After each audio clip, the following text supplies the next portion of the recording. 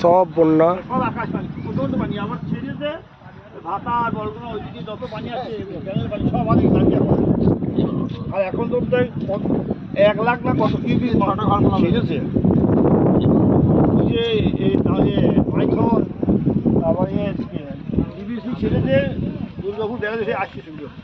সব ডুবে গেছে সব এই একদিনের বৃষ্টিতে। আশেপাশের সমস্ত গ্রাম ডুবে গেছে। হাজুরুডিহি, মেরা, মুস্তাপুর, औरंगाबाद, সুদপুর, এটা জামাইমারি টু ডাকবাংলা রোড।